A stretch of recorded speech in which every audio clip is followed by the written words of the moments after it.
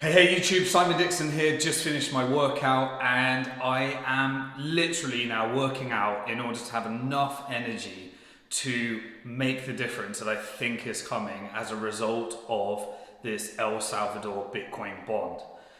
For those of you that have not been watching the last few days, I did an emergency broadcast to try and inspire as much understanding about what the impact of this El Salvador Bitcoin volcano bond is.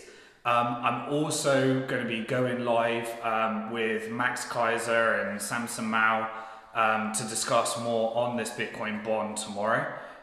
We've scheduled a live stream. You can get that on my YouTube channel, Simon Dixon. Make sure you subscribe. Now, I want to share with you and try and inspire upon you why some of this excitement is here.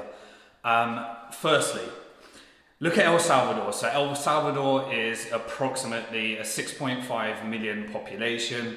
The World Bank says about 48% of the population are vulnerable people, and they have just over $17 billion of debt, still left over from the Latin American sovereign debt crisis.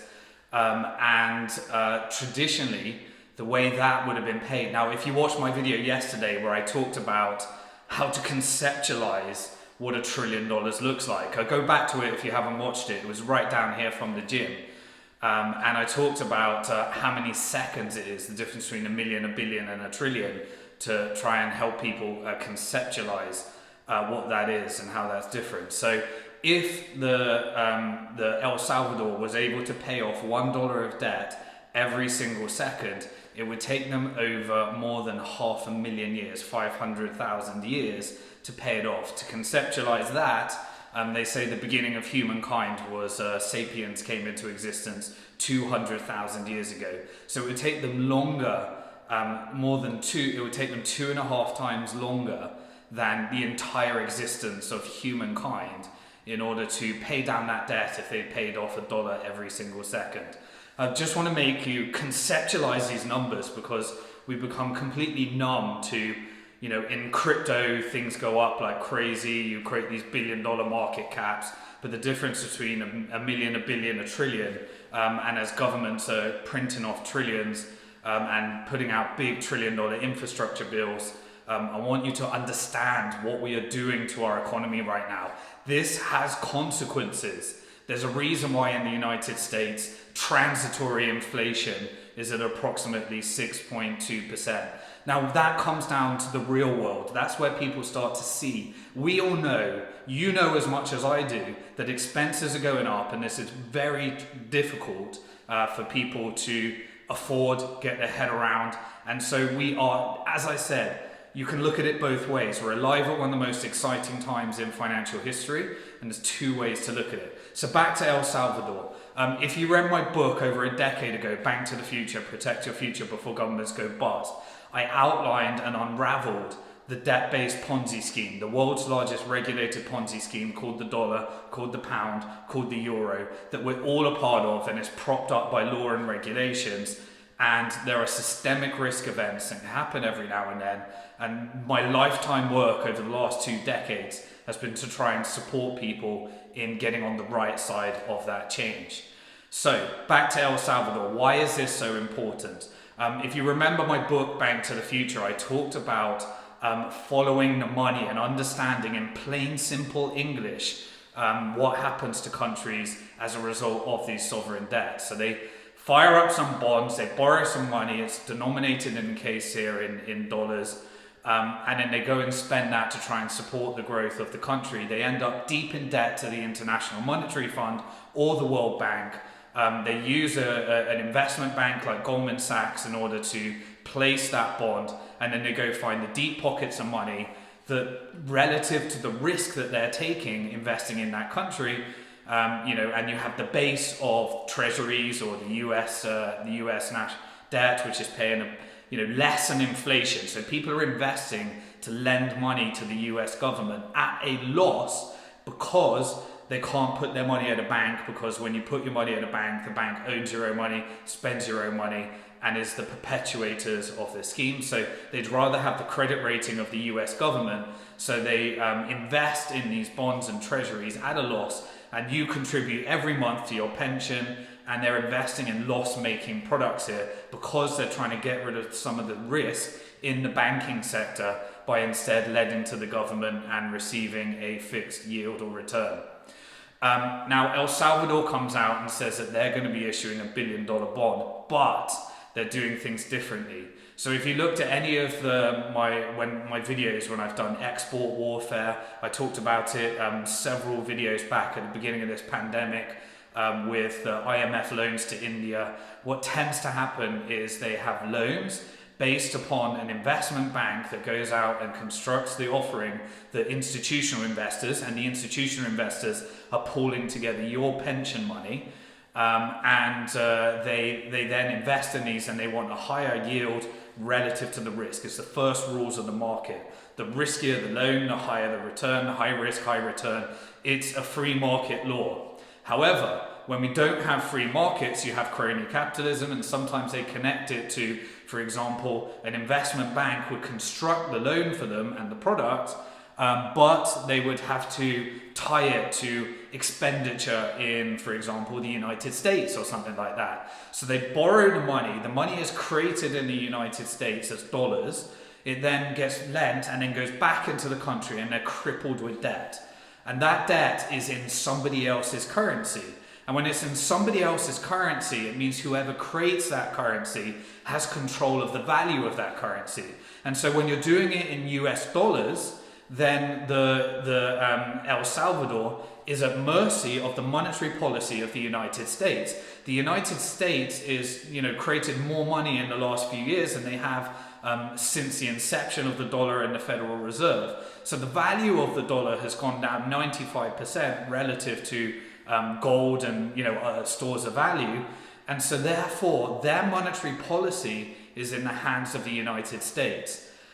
What can we do to turn that around? Well, in the past there was no real way. You had to create your own money, and then you have to get independent, and then you have the whims of the monetary policy of the central bankers in El Salvador, and traditionally that has led to hyperinflation and the complete destruction of wealth in those countries.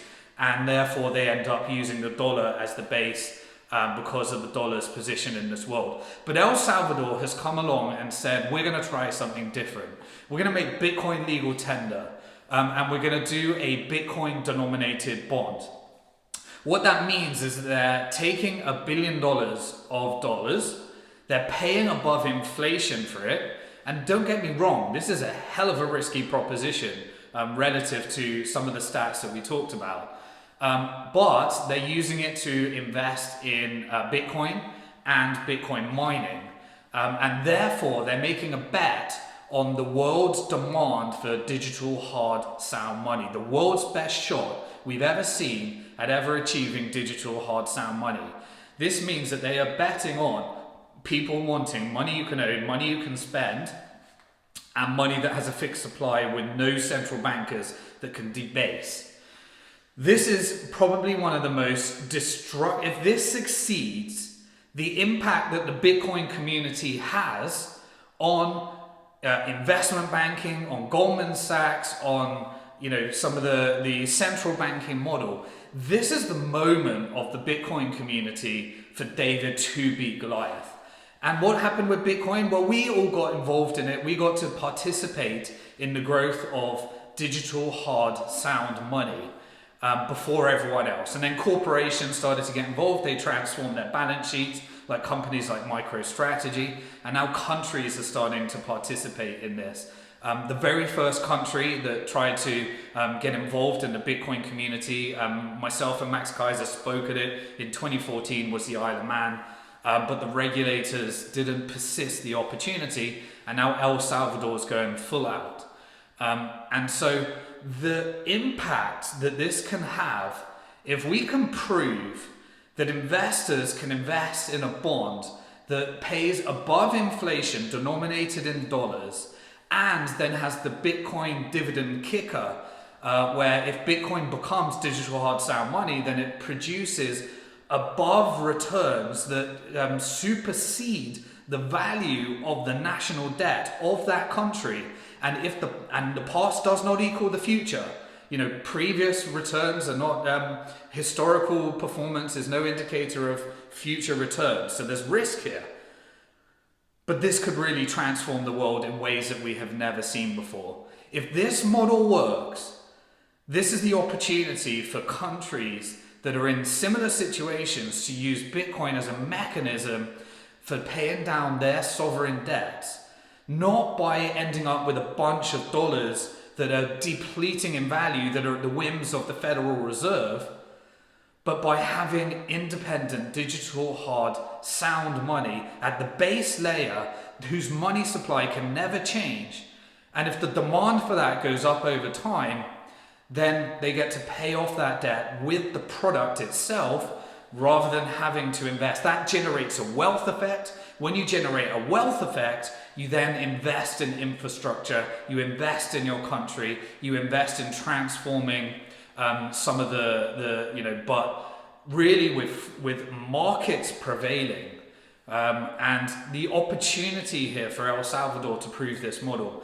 Us as the Bitcoin community, we get to participate in really seeing the reinvention of financial markets, the reinvention of investment banking. Now, it was Bank to the Future in 2014, the company that I'm a CEO and co-founder, that invented the crypto bond. In the crypto bond, it's not exactly the same as what El Salvador is. I never imagined that iterations of this would develop over time and be involved in sovereign debt. But at the time in 2014, we invented a Bitcoin bond, and it would we could only find 11 investors that would invest in it. Most people that we pitched, and I was on the phone explaining to people the Bitcoin bond way back in 2014. I was giving presentations around the world, spoke at the first Bitcoin conference, wrote the first published book to include Bitcoin, went around conferences, was giving away Bitcoin to try and help people understand what the impact of this is if we can get this moving in the right direction and get that network effect that we have today. And only 11 investors, I think, I have to look back at the stats, would invest in that. What happened to all of those 11 investors?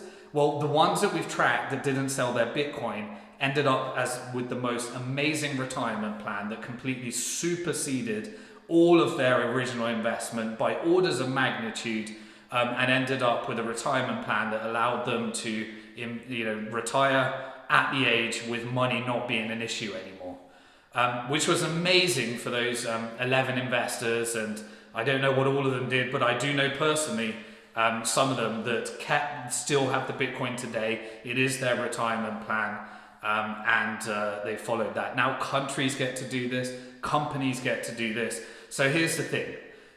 There is a bunch of risk involved in this. There is a bunch of things that can go wrong. But I believe that I will, with every ounce of energy that I have in my body, do what I can to support this initiative in trying to change the financial system in a way that we've never seen. Yesterday, I released a video explaining about the $300 trillion of global debt and what it would take to do a wealth effect rather than a debt effect, to unwind the debt-based Ponzi scheme, to unwind money being created as debt. Well, originally there was no other option than to support governments and to help them understand the Ponzi scheme of banking. And when I went around, I went to Treasury, I went to Parliament, I went to any university that would listen. No one gave a shit. But now countries are listening because there was a bottom-up movement called Bitcoin. And this bottom-up movement where companies changed the parameters and the rules of finance by building on top of money you can own, money you can spend, and that has a fixed supply. And so as Bitcoin starts to prove itself more and more people get to participate in that. So if we can restructure sovereign debt using Bitcoin as a base layer to create one of the most innovative bonds that we've seen, we literally have the opportunity to transform the financial system. Now, I'm not saying that it's going to be a smooth road. There's going to be corrections. I'd expect a ginormous correction in Bitcoin at some stage. There always has been, there always will be. When you have a fixed supply in the world trying to understand what this is and what it means to them. But overall, the trend is clear. And if you construct a long-term investment approach, just like I've been sharing with every people for ever since the first Bitcoin conference, this is a long-term play. This isn't a trade. This isn't Most people think it's a currency just for drug dealers, a Ponzi scheme, a get-rich-quick scheme, and they are fiat thinkers. I know I'm mashing together lots of videos that I've been explaining, but binge on my YouTube videos over the last 3 weeks. You'll understand the difference between Bitcoin thinking, between fiat thinking, and I'm literally here every morning just creating this content with shit sounds, shit production value, me and you speaking on my phone, because I want to be inspired to work out every day, because the energy that I need from you to draw in so that we can make this change in the future of finance. I believe that now is our time. I believe that Goldman Sachs won't enjoy this time in history. I believe that central bank digital currencies are coming along, and I believe that people need an exit from the traditional financial system. And now we get to see in real time the impact that a country like El Salvador can have by deciding to restructure their debt, using Bitcoin as a mechanism to generate a wealth effect, to construct financial innovation that changes the rules of finance and banking forever. And all of us that have been involved in the Bitcoin community, this is where your work matters. Whether it's participating in Bitcoin and deciding to, for pure self-interest, protect your wealth by taking a percentage of it, putting it into Bitcoin. This is not financial advice, not investment advice, but El Salvador is building Bitcoin City, where you can have complete tax clarity. I'm not saying people need to move to El Salvador. These are lifestyle decisions.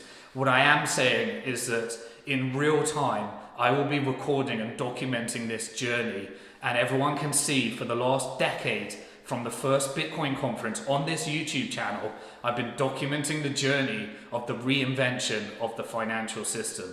And so I'm really excited today in the gym. Sorry if I'm all over the shop saying different things, but this is me speaking to you with passion, that you are alive at one of the most interesting and exciting times in financial history. Some people are going to get wrecked. Some people are going to do really well. And now with the El Salvador Bitcoin bond, we get to show that those that were going to be on the wrong side of this change could end up being on the right side of this change. You get to see in real time whether David can beat Goliath, and I want you to be on the right side of that change. I'm going up to the studio now. I'll get ready for my broadcast. If you want to see myself, Max, Samson, I've been immersing myself in all the players that have been involved in this.